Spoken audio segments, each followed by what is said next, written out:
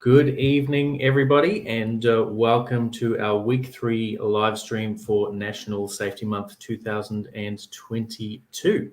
This evening, we've got a few of our team members who will be joining you, but I'm Cody Calder, the Head of Safety at RAOZ, and thank you to everyone for tuning in.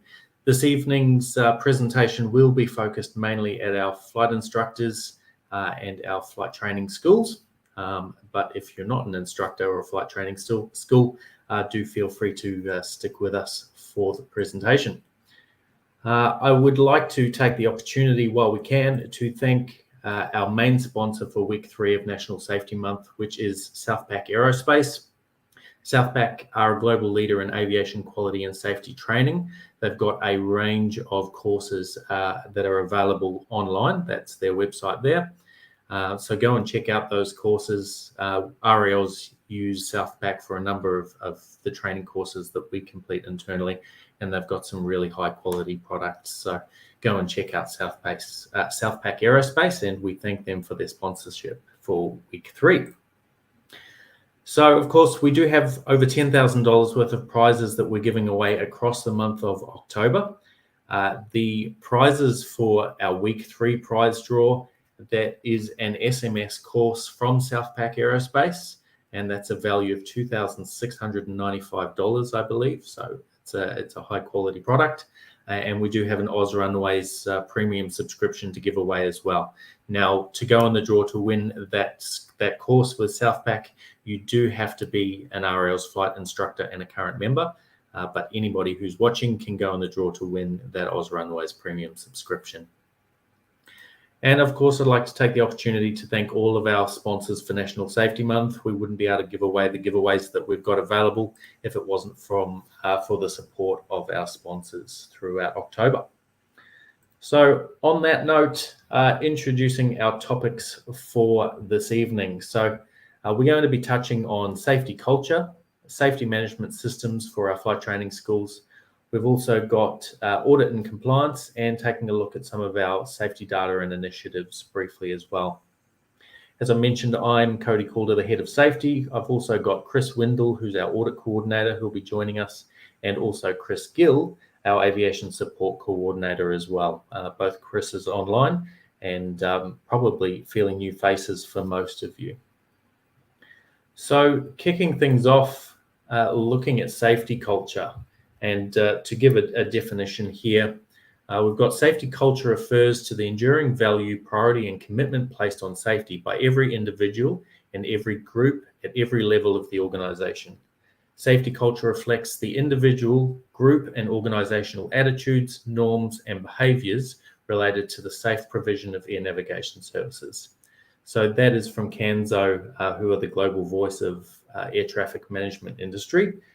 So not necessarily overseeing flight operations, but that definition very much applies to our cohort here as well. So a bit of an opening question to start prodding some internal thoughts as to what your safety culture might be like at your organization. And that is, do you operate on the principle of, well, I've been doing this for a long time, nothing serious has gone wrong, therefore I must be doing a good job? Or are you constantly reviewing and discussing safety in an attempt to continually improve? And I must say that that the attitude of, well, nothing's gone wrong, therefore I must be doing a good job, is unfortunately a culture that we do come across with a number of our schools. We do want to start that movement towards constantly improving and looking forward as to what opportunity there is for improvement, rather than just reflecting on whether or not we've had serious occurrences take place within our operations. But I wanted to also take the opportunity to, I guess, speak a little bit to some of my personal experiences. And it's not something that I've typically broadcast a lot in the past, but it is an area that I'm quite passionate about, and that does stem from some of my personal experiences within aviation. So my background, I was flying charter work in Fiji, and unfortunately didn't necessarily have the best experience with safety culture with one of those organizations. We did have a change of chief pilot not long after I started with the organization, And that resulted in quite a shift within our cultural change within that organization. Unfortunately, what that led to was a total lack of support, or at least the feeling of support as an individual working for that organization. And what I guess was quite a struggle personally as a pilot who hadn't necessarily had a lot of experience in poor weather in the tropics, thunderstorm type situations, is a lack of processes and procedures in terms of what potentially was and was not an acceptable standard for us to continue with. We were certainly pushed to operate in circumstances where we weren't necessarily comfortable, or personally as an individual that I wasn't. And that was one of the key shifts that I saw with that change of chief pilot. So originally, if there was anything that I was uncomfortable with operating in, I could raise that with the chief pilot, would have that discussion, and that person would more than happily jump in the aircraft and fly with me, or offer to take that leg. Whereas that support wasn't there once we had that shift in chief pilot. They also weren't open to discussing safety improvements. So at that point in time, I had a fair amount of experience on that aircraft type, less experience in Fiji itself, but they certainly weren't open to taking any safety recommendations. It was very much a dictated, you will do this. And unfortunately, we also saw circumstances where finances were prioritized over safety. And I understand for small organizations, that's always a fine balance. There's always challenges with that. But for example, with us, we did have technology fitted to the aircraft, such as weather radar, and in some circumstances that wasn't working, and that wasn't a priority to get that resolved. So I put that picture there for effect. That was probably a good day flying in Fiji, to be honest. But there were circumstances where I was operating in conditions that weren't very comfortable, I guess I can say. So unfortunately, personally for me, what that ultimately led to was a situation where I got to the point where I didn't even really feel comfortable getting in an aircraft. And I know this isn't as much of an issue within the culture of our flight training schools within Australia, but certainly within the GA industry, we do see it quite a lot. I've personally got a couple of friends who were flying in Australia within GA, and both recently hung up their boots and went back to New Zealand and chose no longer to participate in the industry. And it is because of that support and that culture. So the culture that we have within our organizations can really have a big impact on our staff, but ultimately our safety as well. So the diagram that I've got there, and if you've read any of the articles that we've put together for National Safety Month this week, you'll see that diagram there, which outlines some of the key components of a positive safety culture. And they are a commitment from the organization, and it's really key for a positive safety culture that commitment comes and is supported from the top management. It's very hard as an individual lower level instructor or pilot to change the culture unless the management really wants to drive a positive culture in that space. Also understanding responsibilities in terms of individual levels of responsibility for safety. There has to be an understanding as to what is and isn't an appropriate action. And also getting your staff involved. So when we have our safety meetings, getting staff involved to understand what any causes for concern might be from their perspective. Communication and trust is obviously huge, as is just reporting culture. So we really want our staff, our instructors, our students for flight training schools to feel comfortable to report when something hasn't necessarily quite gone to plan. That allows us to understand maybe what happened so that we can prevent it in the future.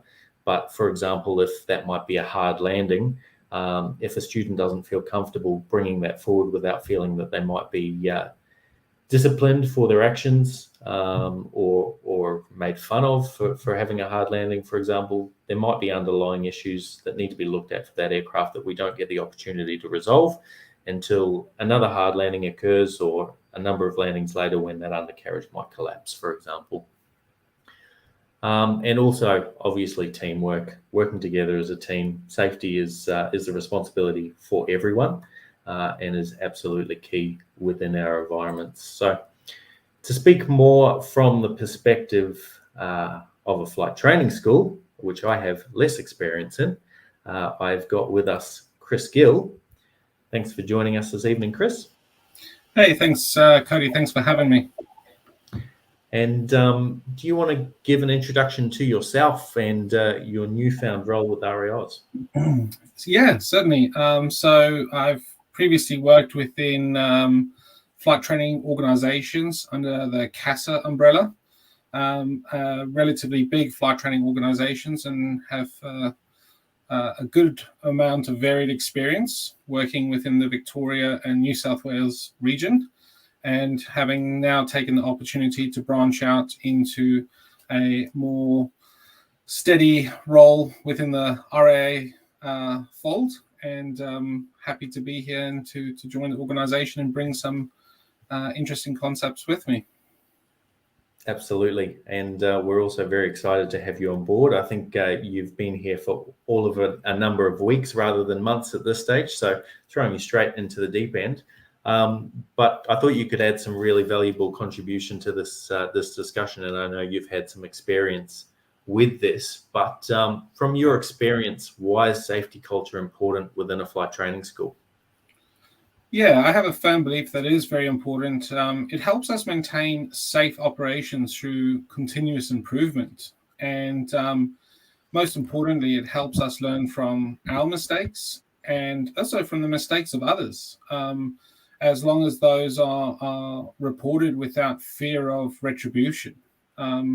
That's very, very important. The other thing to consider there, sorry, Cody, was flight training organizations are very dynamic. There's a lot of things happening and changing on a continual basis. No one hat fits every single flight training organization, as I'm sure most of our instructor cohort will understand. So having reports which are tailored from your organization will help your individual organization understand some of the specific problems that relate to them. Mm-hmm. Absolutely. So from your perspective, what are the key elements of a positive safety culture within a flight training school? Well, I'm a firm believer in safety culture being brought from the top down, and it's very key for that to be understood. If you have a CFI or a head of operations that doesn't have a firm understanding of safety culture and the reporting process, you just won't get the desirable outcomes that we need within the aviation industry. Part of that just culture is knowing that we can report safety concerns, including self-reporting of issues, and that they will result in positive outcomes, of learning outcomes. And that positive safety culture is one that where reports become normalized occurrences rather than pilots being coerced or forced into having to report or self-report. It's really important that those reports are collated. As I say, every school's got a different size, different issues, different dynamics to it.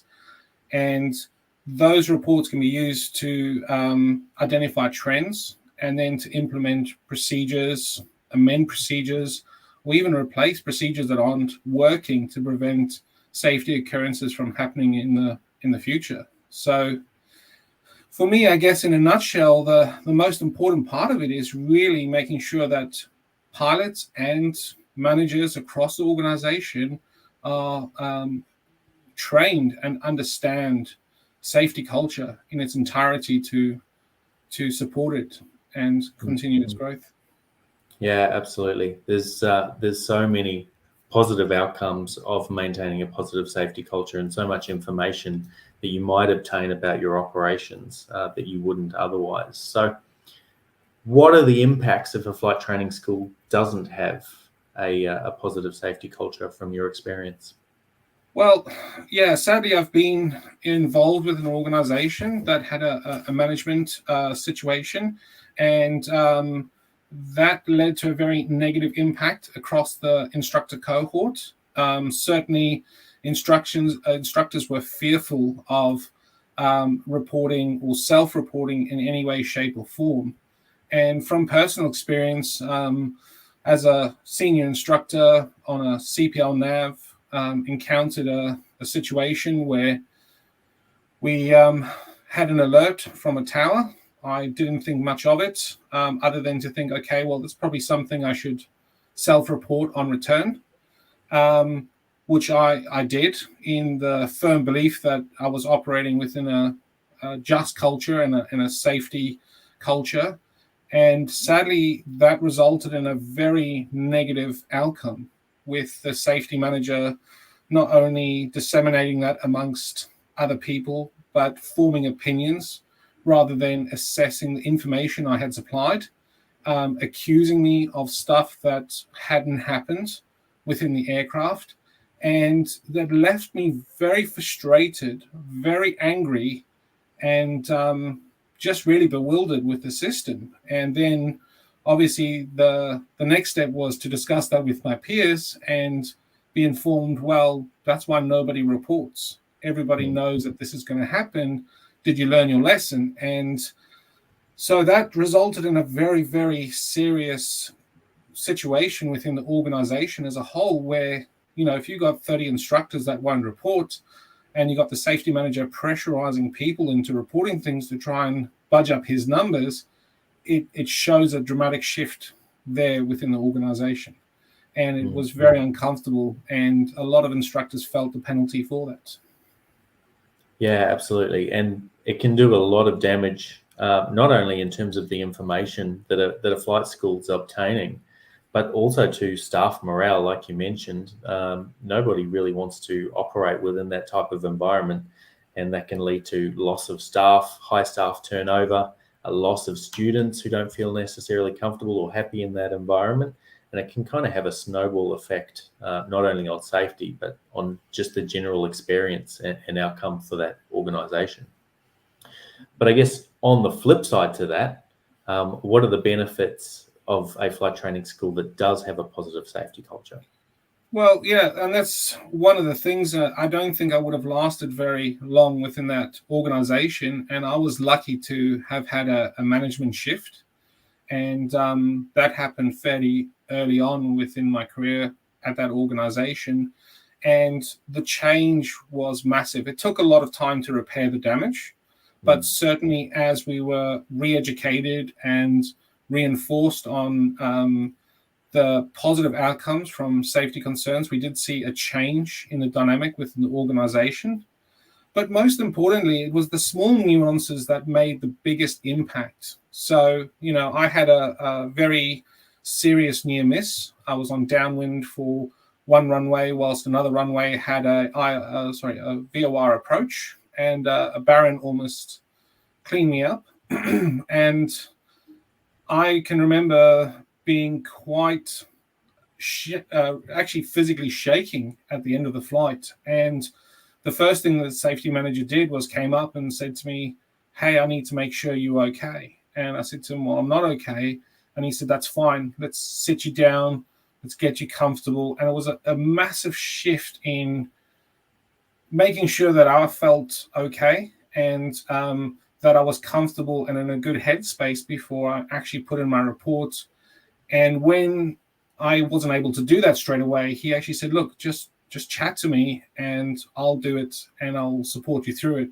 So the outcome of that was a far more positive experience, and certainly a situation that was then disseminated across the instructors and helped change people's opinions. Unfortunately, we do have this negative connotation of reporting on the premise of, it's bad to be seen as reporting your colleagues, or bad to be seen of reporting yourself.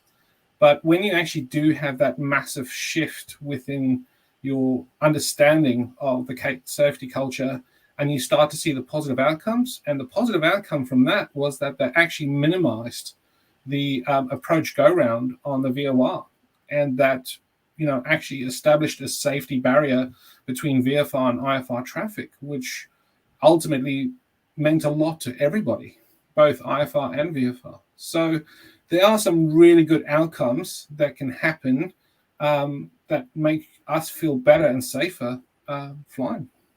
Yeah, absolutely. I've had a similar circumstance at a previous company and a skydiving organization where I had a fairly serious incident that took place. Thankfully, no one was injured. But the reporting culture of that organization was really positive, and the chief pilot, like in your situation, was more concerned about, am I okay?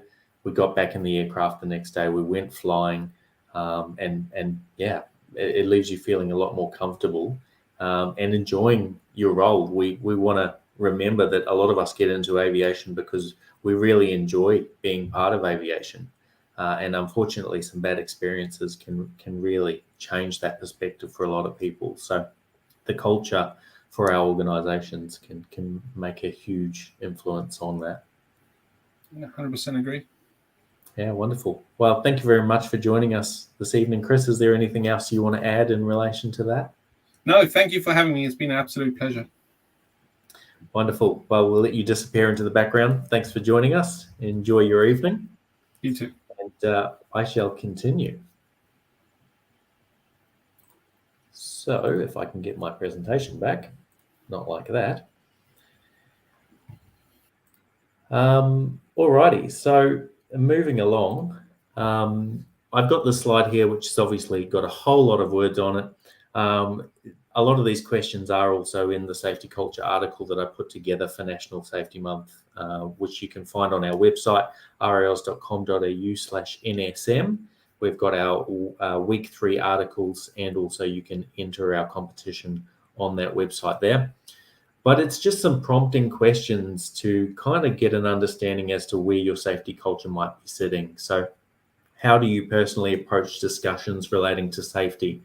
How comfortable do you think your students and instructors might be about reporting an incident or concern? Is reporting promoted and encouraged at your flight training school? Obviously internally to staff and the CFI, but also making sure that those reports come through to RAOs. And we want to make it really well known that RAOs does have a just culture. If you make an honest mistake, and we all make them, there's not going to be disciplinary action for reporting that through to our occurrence management system. Unfortunately, just this week, we've had a CFI who felt uncomfortable reporting something because they were worried about the implications of reporting that. And the reality is the outcome of that would have been a simple conversation with that individual as to what occurred and what we can do to prevent it. However, on the flip side, if we find that RL's members aren't cooperating with the process, are actively hiding reports and not reporting, then that's a lot more serious often than just reporting the report in its first place. So really important that material is not being used against people, and we've got that positive safety culture. Other questions on there: how much commercial pressure might you be putting on your staff? And as I mentioned, that's always a balancing act for small businesses. What are you walking past that should really be dealt with? Do you set a good example for your staff and not operating within the realm of, do as I say and not as I do? Do you have a positive relationship with other operators at the airfield? Do you understand the hazards that exist at your local operation, and are those working with you also informed on those hazards? Do you have clear expectations as to what is and what's not acceptable behaviour? And a good outcome or measure of safety culture can often be, how do your team and students operate when they don't think somebody's watching? That's a key one there. So, I just really encourage all of our instructors and CFIs to reflect on how their safety culture is within their organisation and maybe what they can do to improve that culture to really get the best outcome. So on that note, I'm going to move along to safety management systems. And really the focus for this evening is not for us to go through safety management systems in detail. We do require that all of our flight training schools have an SMS in place now, and we've done previous presentations on all that an SMS should include. And thanks, Marek, for showing that code word there. The code word for entering the competition for this week is SMS. So jump on our website, rls.com.au/NSM, and enter that code word. There's a link there to follow that, enter it for this week's competition. So in relation to SMSs for this evening's presentation, Really, we wanted to go through some key additions that might be worth considering for your flight training school. And we've obviously issued a template previously that schools can use, which hopefully was helpful in getting schools over the line and implementing an SMS. But the downfall that template has is it's not tailor-made for your organization. So hoping to give some key ideas and some tools, hopefully, for schools to use within that environment. Again, the resources that I point to this evening are available in the Safety Management Systems article on our website for week 3. But a key thing to point out for SMS is that the SMS should be scaled based on the size and complexity of your operation.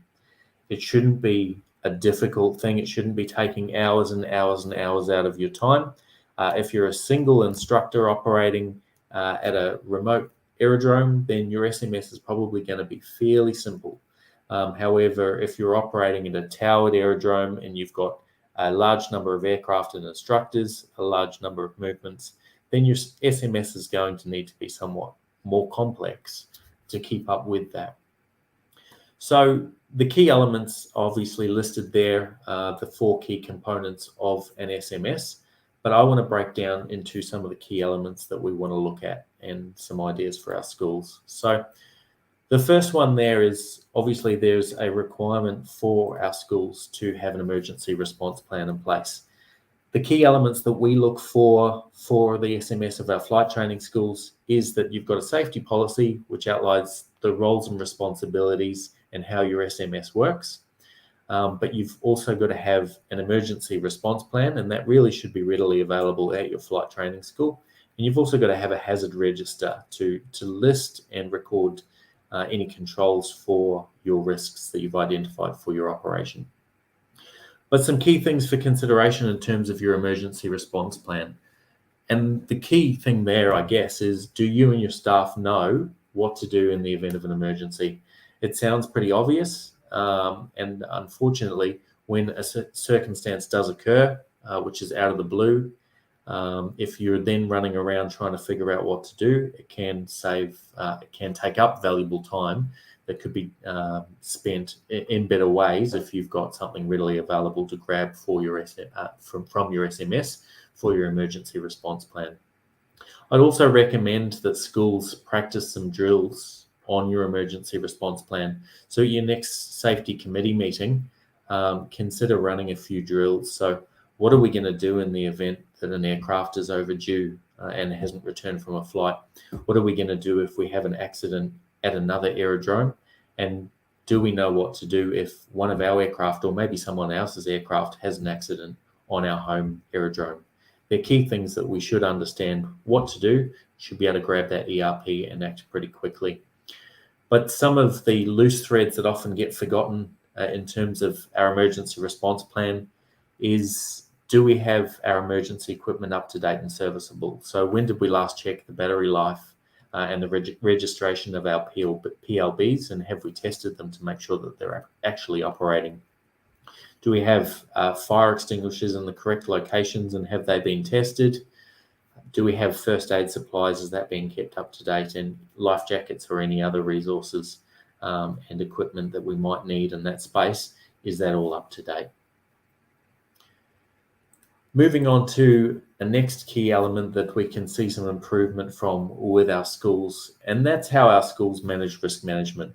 Obviously, risk management is at the heart of our SMS, and the SMS is really about talking about safety, gathering information within our own operation to make decisions on what might be the hazards that exist to us, and what can we do about those hazards. So there's a number of key things that should be within your hazard register.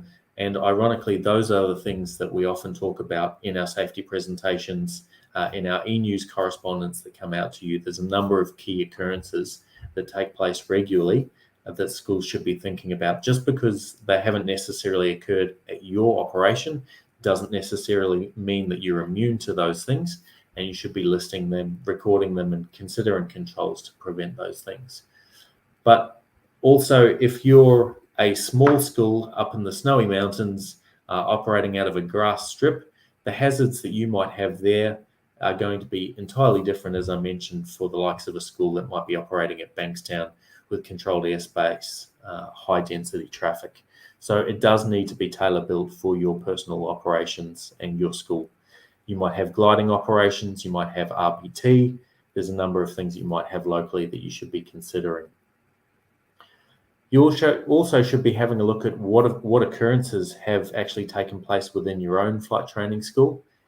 And not only that, but hopefully you haven't been having too many of them. If you're in that boat, and for our smaller schools who don't have a large number of occurrences, what occurrences are happening at other flight training schools? And we make that data available for our schools as well. And obviously for risk management, you want to have a look at whether your controls are effective and are they communicated appropriately? Do your staff, do your students understand what the hazards are and understand what's being done to prevent those from happening? So in the templates available on the website for the article for this week, I have put together a risk assessment template. And really that's just to give schools an idea as to maybe a process that can be followed to brainstorm one of those hazards. So that might be the hazard of a near miss in the circuit, for example. Using that template, you might be able to break down what controls you're able to put in place and just follow a standardized type process. It's often hard for schools to get started in this space because they don't have the resources available. And that's why we've put together some of these tools. Feel free to take those tools to amend them and adjust them for your operations or to use something else. But the key thing, I think, is that you're using something to triage those hazards and work through that process. On top of that as well, and an area that's quite often overlooked is change management within our schools. And I know a lot of people, might be looking at that. And sorry, I didn't change slides there previously on the risk management slide. So I'm going to skip past that. Change management is often something that's overlooked within our operations and is something that can actually have quite a big impact. Again, if you're a single instructor operating, then you're going to have a fairly good idea as to what hazards are introduced from any change. But as you start to get bigger, as you've got an instructor or two, it's much more essential that we're working through any hazards that might be introduced by change. We've also got a template available for some key questions for people to work through. And really, it's a brainstorming session to understand, by implementing this change, is there anything I haven't thought of? It shouldn't take a long time. It might take somebody 15 minutes to sit down and think about any implications for this change. But by doing that in a systematic way, it avoids us implementing the change and then realizing afterwards, oh, I really should have done that. And I guess an example that is relevant to our flight training schools is what are the hazards that can be introduced through introduction of a new aircraft type at your flight training school. And if you're online there, feel free to throw in any considerations or thoughts that you might have in terms of what implications that there might be for introducing a new aircraft. But what we do see in a lot of circumstances is we might have an aircraft that's out of service and a school needs to grab hold of another aircraft really quickly to fill those bookings. Or we might have bought an additional aircraft online because we're getting a bit busier. And each individual aircraft, even if it's the same type, might have a number of changes that need to be considered. And we've seen schools who an aircraft arrives in the afternoon, they've got bookings for that afternoon, they need the aircraft online and they're out there flying it. There are a number of things that really should be worked through to make sure that that is appropriate. And that may well be the case, but you need to be considering what things may catch you out.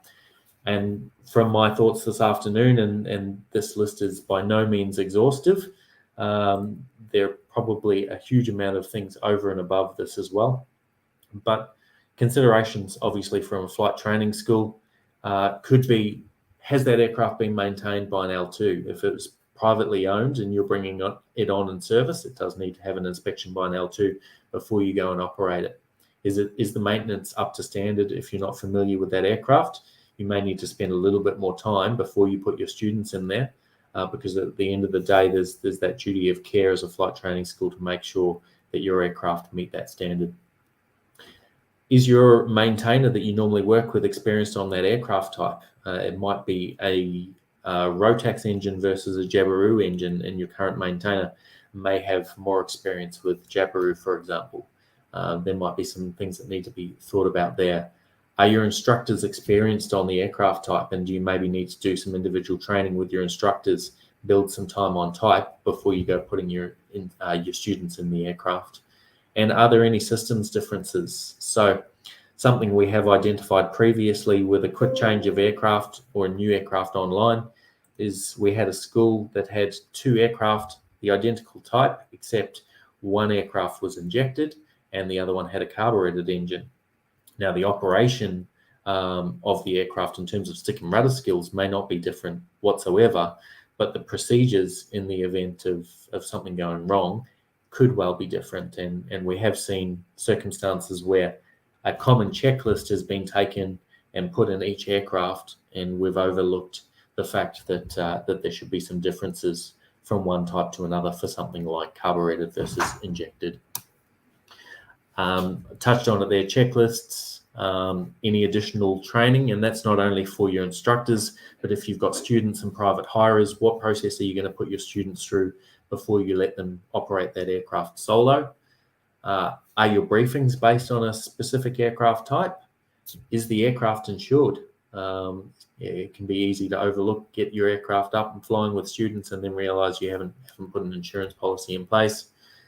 And what processes are required for converting existing students to type and making sure that they're recorded as up to speed. A comment there from Jan, different weight and balance possibly, and possibly different avionics. So both absolutely critical points. If you've got weight and balance resources that you roll out for your students and suddenly you bring another aircraft type online, you haven't updated that paperwork, and the new aircraft may be fitted with more advanced avionics. For example, that aircraft may be heavier. You may now be putting them in an overweight situation. And just a simple thing like a different avionics suite, whilst again the stick and rudder handling may not be any different, it may result in a little bit of time required from your instructors and your students spent in that aircraft getting up to speed with those differences. So you're not trying to do that in flight. You're not getting overloaded behind the aircraft, resulting in other safety outcomes. A couple of questions popping in there. Are the basic instruments or controls where the students expect them to be? Absolutely. There'll be differences in terms of placement of instruments, and you might need some familiarization on the ground before you go flying. And simply changing the location of the flap position indicator can result in 20 seconds more eye time inside the cockpit. Again, absolutely. They're small things. They might not make a big difference at the end of the day, but 20 seconds inside the cockpit when you've got your instructor out there with a student in a busy environment, you really need your eyes outside. As we know, near-miss events are one of the most common occurrence types that are reported to RAOs. So if your students and your instructors are briefed on the ground of small changes like that, then it can make a massive difference once you get in the air. So I don't want to harp on about this too much, not always the most exciting of topics, but there is that resource there. We would encourage our schools to have some process in place to consider changes, even if that's a 15-minute brainstorming session with, a CFI and an instructor to consider what changes might need to be made.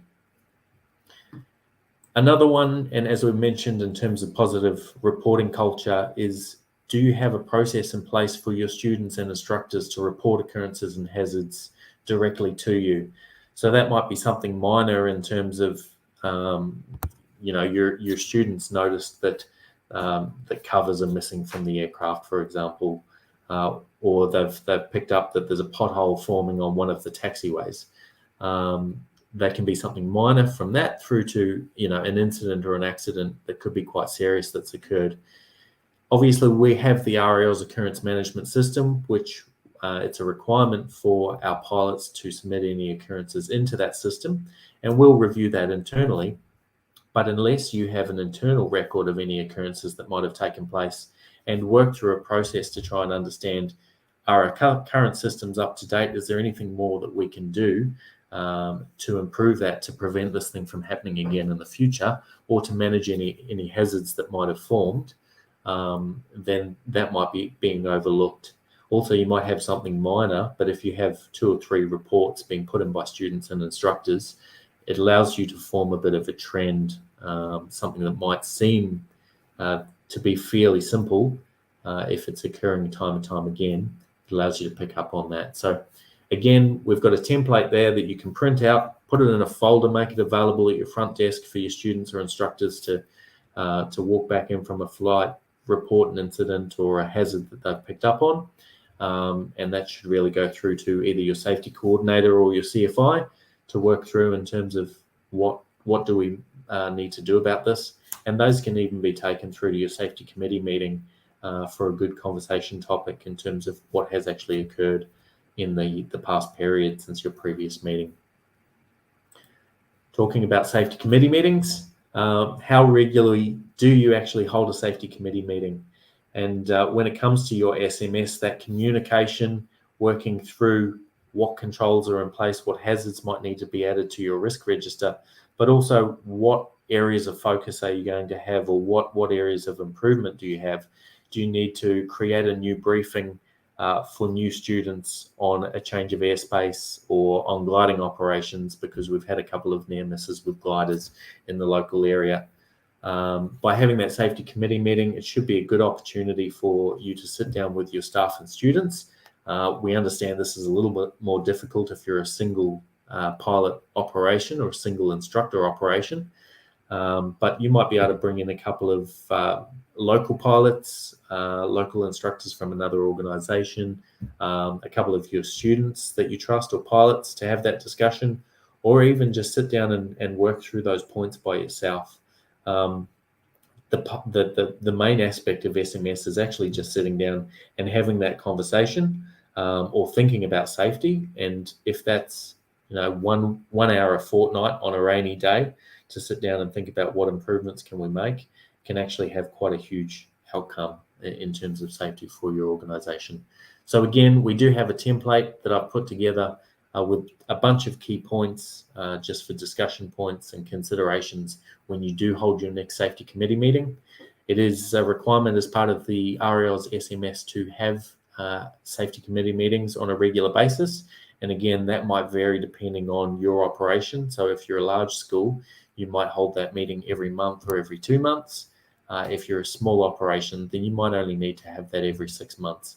But we would require and request that our schools hold those meetings and also take minutes and notes as to what was discussed, so that when Chris comes along to do an audit or somebody else comes to do an audit of your school, we can see that you have been holding those meetings.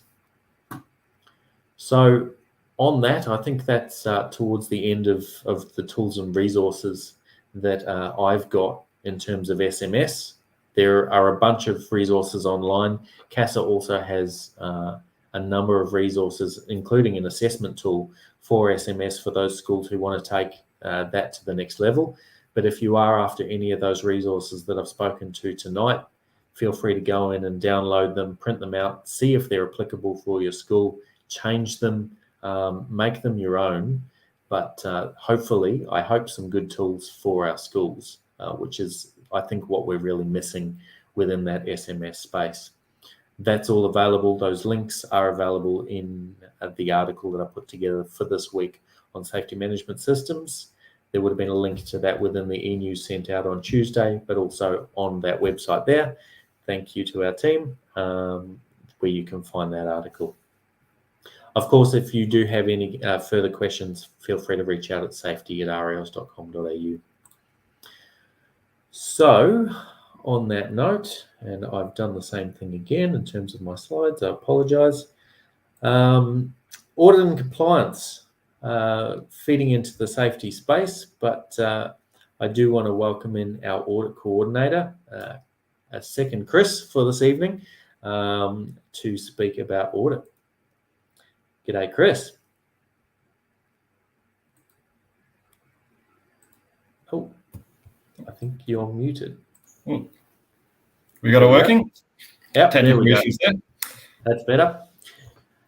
Chris, do you want to give an introduction to yourself and how you found RAOs? Sure. Well, I've been with RAOs coming up a year. I'm based in Adelaide, so I friends with our former assistant head of flight ops.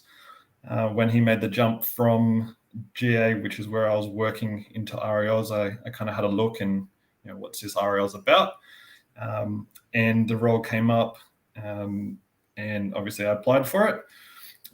And I've been auditing and going around the country, meeting CFIs and members, just auditing and trying to help out and improve our schools wherever I can. Absolutely. And for our schools that haven't met Chris yet, he may be reaching out at some stage. Letitia popped in there for a second. Letitia's working in the background as well as Moret. So thank you to our team who are working busy with us as well. So on that note, Chris, I'll let you speak to some of our audits. Thanks, Cody.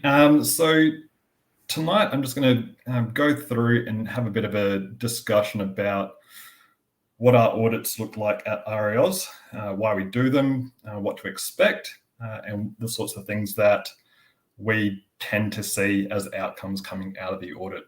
So really why we do the audits is because, one, we have the authority to, but we also have the requirement to conduct these audits of members as well as authority holders.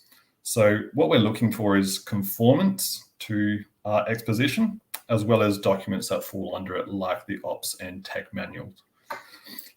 We generally have two different types of audits that you expect. We'll have either a face-to-face or on-site audit, where someone from the audit team, myself or a member of RAOs, will come out and conduct the audit. We also have desktop audits where you'll be provided with a list of documents to send us, secure online link, then you can upload all the documents to there. For schools that have been established for a little bit of time, you can expect to have some form of audit about every 2 to 3 years. And if it's an on-site audit, expect to take about half a day out of your week. If you're a new school or a new CFI, we're rolling out a process where you'll expect to have some sort of audit within your first year of operations. The reason we do that is simply just to make sure that we get in before any well-formed habits are there, and to help with developing systems if they don't exist yet. So who will actually rock up, or who is going to be conducting the audit? It could be me, but there are a number of other trained auditors within RAOs, where you might have one of them. It might be a team, so there might be a few of us that come out. It depends on staff availability, but we also at times call on our PEs to conduct an audit once they've been trained and we're happy with the standardization. So I've sent you an email and said we're going to do an audit. What are we actually looking for? So I'll get Cody to jump on. Yep, perfect. So the audit itself is fairly similar to the requirements that you would have been expected when your school was initially set up. For some, that may be quite recent, so you'd probably be able to recall some of the questions and some of the things that we'll be looking at. For others, it may have been quite some time. So just to break down what we're actually looking at, and we do actually provide a copy of our document to the schools when we approach them. We are quite transparent in what we're looking at. It is not designed to try and catch you out. So the first thing we look at is the facilities. So in Ops Manual 3.01, what is required to establish a flight school? It's really going through that and ticking the box to make sure your facilities are up to standard with what we expect of a school. We look at student training and how you keep records. That is of student records, as well as how you track fuel, landings, are you using the correct forms, are you using the correct ops manuals, and how you manage memberships.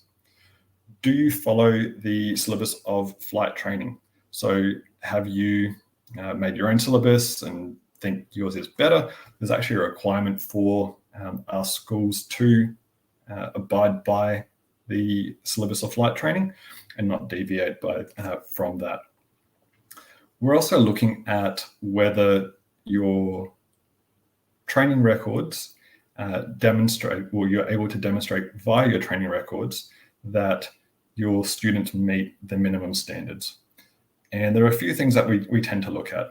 The performance standards, so the 1 to 5 performance standards that we have in our syllabus of flight training, is actually a requirement to use that performance standard.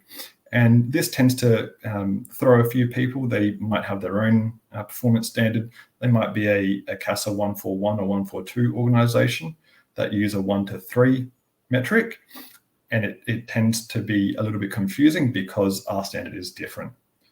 We're also looking at, do they meet the minimum hours requirement, as well as the theory requirements there. So have they completed the correct exams? We look at the instructor and CFI processes. So what we're looking at there is, have proficiency checks being conducted when they're required, and is there evidence of it? Also, does the CFI know when a check is actually required? Medicals, so if you're using your CASA Class 2 medical, and you've got it and you've got your copy and you're holding it, has that actually been provided to RAOs? And as a CFI, you'd want to make sure that your instructors and senior instructors that you supervise have actually sent it to RAOs, and you would be able to check that through the CFI portal. We also look at aircraft documentation, so the registration and maintenance requirements in terms of documentation, so maintenance release or maintenance record, or if you've seen the email that was sent out, we do have the hours and maintenance record that's been released. But what we tend to focus on is the system. So not having a system to track all of this isn't a non-compliance, but not having the system may actually cause the non-compliance. So if we have the system in place and it's robust enough that it may actually stop these non-compliances from happening. And it doesn't have to be overly, it doesn't have to be advanced. It can be writing a note on a whiteboard, medical's due on this day, BFR's due on this day, just so you don't forget. People are busy and we understand that. We go through and ask a little bit of basic knowledge that we'd expect a CFI to have. So 95.55 or CA 95.55, the requirements for hours and theory for a converting pilot, as well as ab initio, as well as what to how we conduct BFRs and what to actually do during your BFR, so the route there. If you are operating out of a Class D aerodrome, the requirements specific to that, as well as we do have a school that operates in the Class C. We also can look at maintenance and airworthiness. So I go through the logbooks and make sure that scheduled maintenance, such as annuals, are there. There are logbook entries to prove that it was conducted, as well as cross-checking if there's any unscheduled repairs, that there are logbook entries to confirm that that was actually that work has been done as well. We look at the service bulletins, so both the aircraft and engine service bulletins. and make sure again that there is a way to track that these service bulletins have been completed, and that can take a number of different forms. It could be a logbook entry or a loose leaf entry if it seems to be quite popular at the moment, or in part 4 of the logbook having all the service bulletins in the one spot. And we also are focusing on our instrument calibration. So our pedostatic system, as well as the transponder, make sure that they've been calibrated, the requirement being every 2 years. So you might have heard of it just being referred to as your 100.5s there. And something that we noted doesn't tend to be a non-compliance, but a maintenance controller nomination. So if the aircraft is registered to a business entity or it's a cross-hire, schools are able to nominate an individual so that they are then responsible for the airworthiness, and it's that central point of contact. We have a look at a bit of a look at the aircraft, making sure that the relevant warning placards are there, MTOW, they have the correct documentation, and that if we note repairs on the aircraft have been conducted, that there is the relevant logbook entry. So Cody's already mentioned SMS. We do have the requirement to have the SMS. What we would look at is having a copy that is readily available. So if something was to occur, it is in a known spot so people know where to get a copy of it to follow the standard procedure. Schools are also required to have a safety coordinator, so that one is nominated and they can champion safety and SMS within the flight school. We look at the safety tiers. So has that changed? Have you taken on a additional instructor that you're mentoring? Does that need to change your SMS and how you operate? And we also have a look at PLBs. So 1, is it in the aircraft? And 2, is it in date? The batteries, is it still within the span that is effective to be used? So following on from that, some of the common findings that come out of our audits is the syllabus. So number one that keeps tending to crop up is not following the syllabus of flight training. So that can be a couple of things. So it can be deviating from the lesson sequence, and that could be either changing the sequence, so not doing stalling till much later on in the training, or simply omitting an element completely. We look at competency-based training and the idea of what competency-based training is. So our definition is we need an instructor to have been able to assess a student at as competent on 2 or more occasions.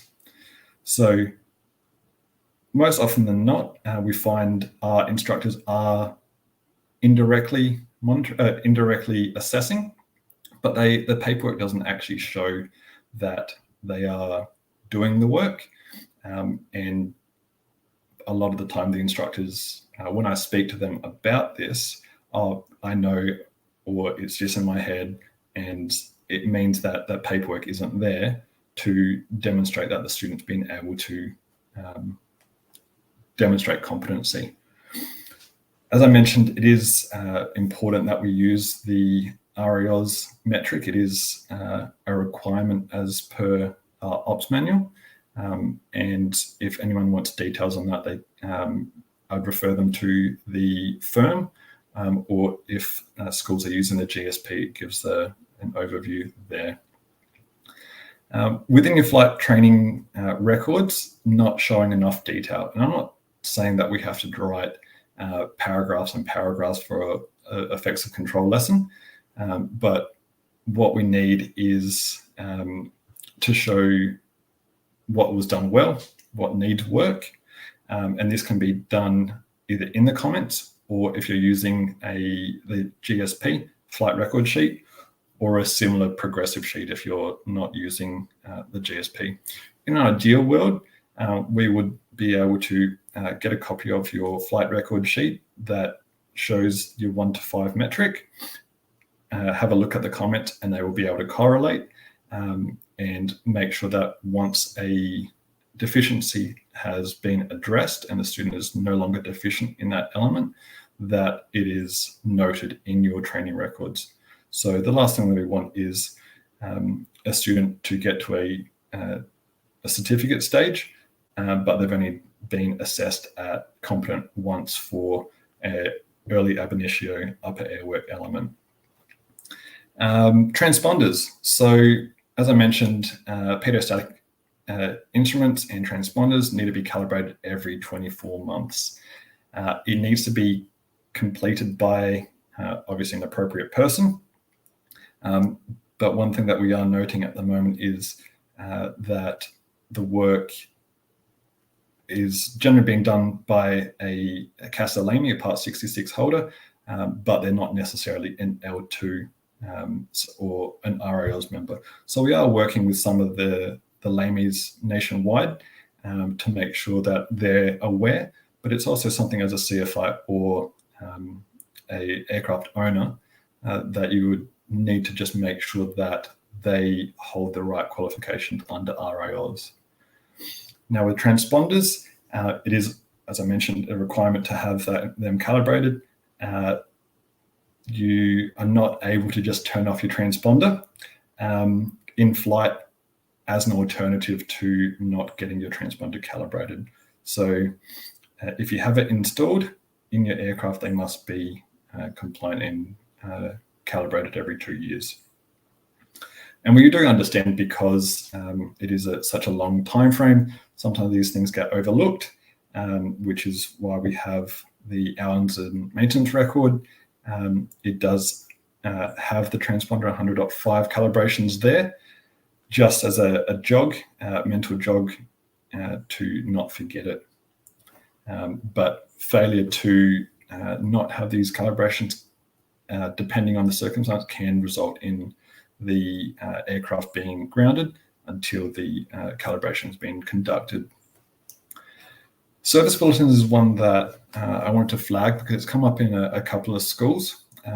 So service bulletins must be carried out for all aircraft or all RAS aircraft.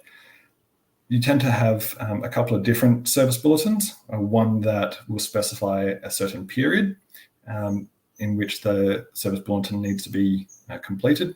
Others have a requirement that it's conducted prior to the next flight.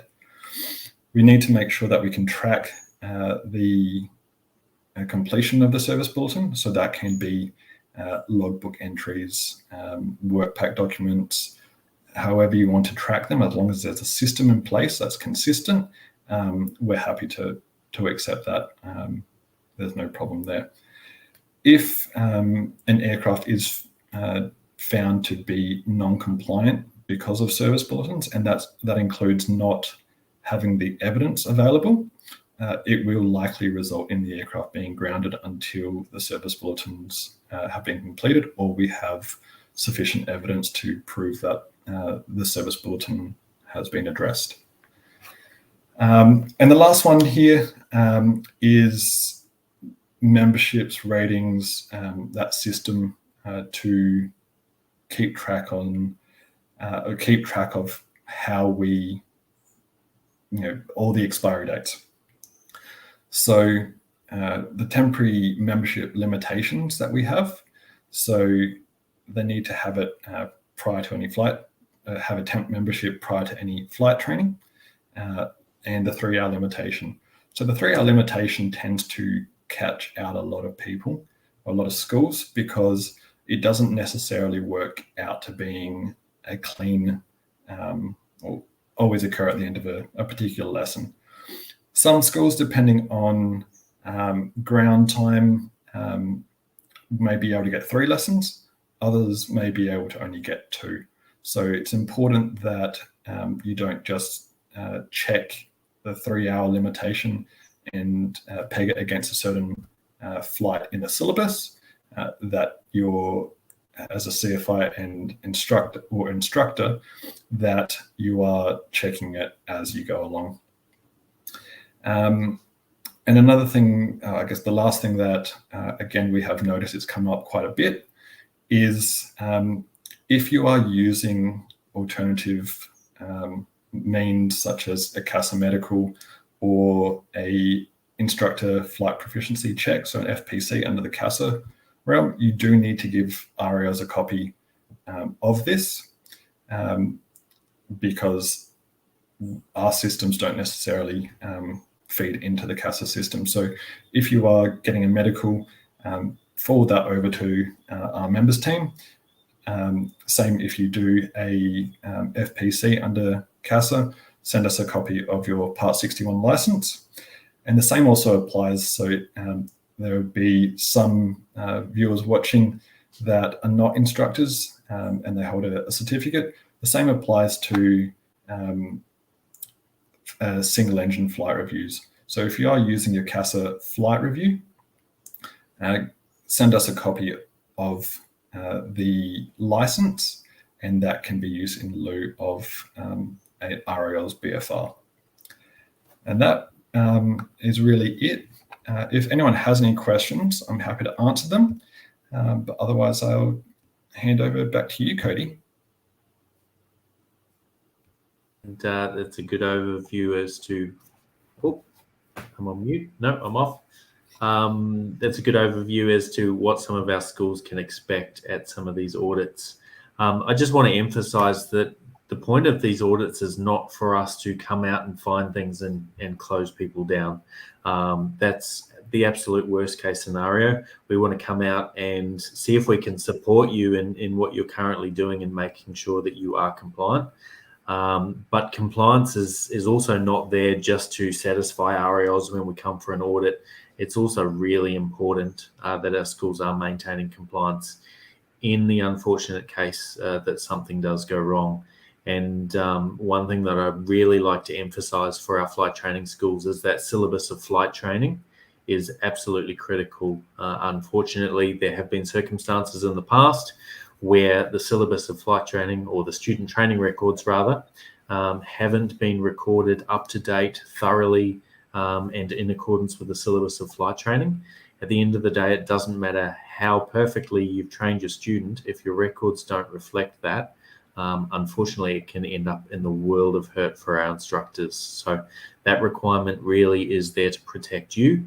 The last thing we want is to have our instructors facing a court case, standing in front of a coroner's court, for example, trying to explain why their student training records don't record that the student was appropriately trained, because it can be a really, really tough situation. So we want to flag that. We want our schools to improve the quality of the student training records, and also the likes of service bulletins. They are there because of safety outcomes. They are mandatory and put out from the factory, often from reporting back to the factory as to things that have failed. If those service bulletins aren't complete, then that is unfortunately a safety critical finding, and one that we can't normally allow a school to continue operating an aircraft with, because at the end of the day, again, that is there to protect you if something were to go wrong. So thanks for that, Chris. Thanks for joining us this evening and passing on that information. First live stream out of the way. And I'll let you continue with your evening. So if there's any other questions, throw them in. Chris will be in the background for the next couple of minutes while I wrap up. But fire them our way, or you can send an email through to either safety or audit@rals.com.au. So thanks for joining us, Chris. No problem at all. Alrighty, so just to wrap things up, I'm not going to go on too much longer. I know we've been a long time, and it's not the most exciting of topics for many of our viewers out there this evening. So in terms of safety data, look, when we're talking about SMSs, RAOs also maintains an SMS, and the data that we're collecting, we look to use the same functions as the SMS implemented at your school. So in terms of safety assurance, we're collecting those reports and we're compiling the information, and we're assessing that information not only on a case-by-case basis in terms of identifying any concerns with any particular individual or working through occurrences with individuals, but also on a larger basis in terms of any threads and common trends that we might be seeing within that data. So you'll see there in terms of top occurrence types of flight training schools, near collision, engine failure or malfunction, bird strike, undercarriage collapse, loss of control, hard landing, and airspace incursion rating in the top of our flight training school data. And there's also a breakdown there in terms of key occurrences for solo and dual. And interestingly, we do see a higher rate of near collision and dual accidents compared to solo accidents. And often that is because of an overloading of the instructor trying to manage the student, the aircraft, and also keep a positive lookout. So I'm not going to go into too much detail on our school data this evening, other than to say the flight training school safety report that I put together and was sent out a few months ago. That's available online. It was sent out in our content for this week as well. So if you're a flight training school, go and have a look at that for safety information and also compliance data. Finally, and also as part of our SMS within RAOS is our safety initiatives, and this forms part of the safety promotion section of the SMS.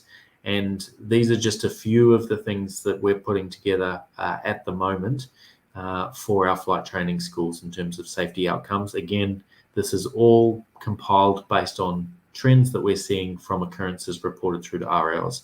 I understand that is a very busy slide, but schools will have hopefully started receiving a pack that was sent out last week containing a series of safety posters that we've distributed to our schools. We hope that they can be positive for spreading the message of some of the key occurrence types that we're seeing within our flight training school operations, but also with pilots in general. So we're hoping that they will be a valuable resource for hanging up at your flight training school, not only from a pilot perspective, but also potentially a few there that you might be able to pass on to your maintainers. We've got a loss of control series that is being launched in the next couple of weeks, which we're very excited about. We will finish off today's session with that trailer. But loss of control is obviously the number one cause of fatal accident, not only within RAOS operations, but worldwide. So it's a really great series that I'm very excited about launching. Our team's been heavily involved in putting that together. And of course, we've got initiatives such as National Safety Month. I put together a safety presentation for our flight training schools to hold a safety presentation at your location. We would love for more schools to reach out and request that. We're offering sponsorship of schools of $200 to host a barbecue or the likes at your facility to create a presentation or put together a presentation for your schools. I did some of the hard work along with some of our staff in putting that presentation together, and that is still available. If you're interested in holding a safety seminar at your school, email safety@raos.com.au. and we can provide you with that presentation pack on key occurrence types, which any instructor should be able to speak to. So on that note, that wraps up this evening's conversation. We've gone on for a fair amount of time. Thank you for those who have tuned in and those who have stuck with us. Of course, if you do have any further questions, we're more than happy to help you. If you're not sure where to start with your SMS, then get in touch with us. I'm more than happy to jump in a video call with you, pass through some resources, put you in touch with any of our team to help build anything that might assist you in this space. We can assist with safety communications. We can help you hold safety committee meetings. If there's anything we can do to help that's going to make a positive influence for your school, then please reach out. We understand that not all CFIs and instructors are experts in the space, and that's why we're trying to put together some of these resources for our schools to make it practical. It shouldn't have to be hard. It shouldn't have to take hours. But if you've got that practical form that you can fill out that gives you a brainstorming session or a process to follow, then that can be hopefully of great assistance to our schools. So please do reach out.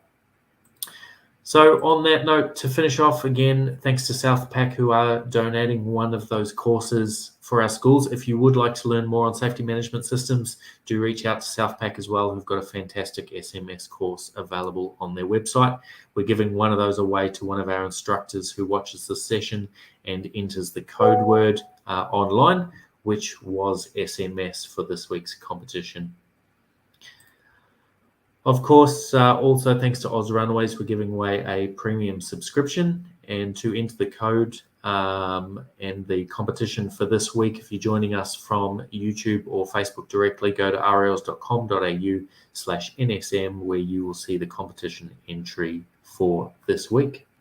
Finally, I'd like to take the opportunity to thank all of our sponsors. We've got over $10,000 worth of giveaways, which we could not make available if it wasn't for these people here who've made a huge contribution to safety and supporting our RAOs. So on that note, we will close out with the trailer of our upcoming Loss of Control series, which we're very excited about.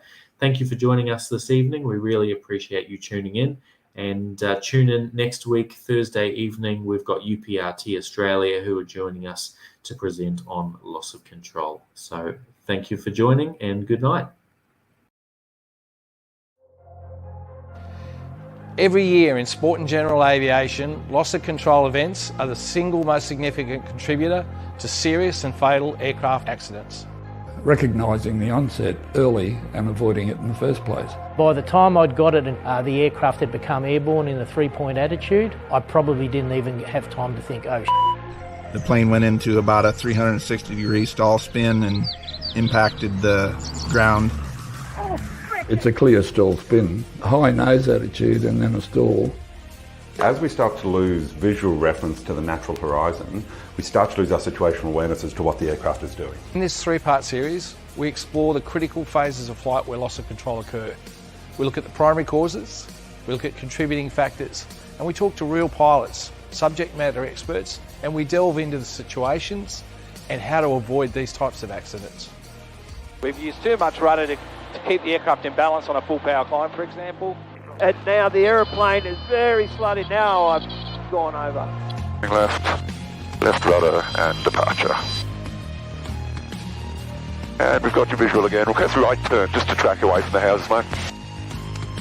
If we can save just one life, it will be worth making this series. 1, 2, 3. We've just lost over 10 knots. If we're only 200 feet, look what we lost. Yeah. We're in the ground already. That's right. We hope that this series will help create a safer flight environment for our pilots.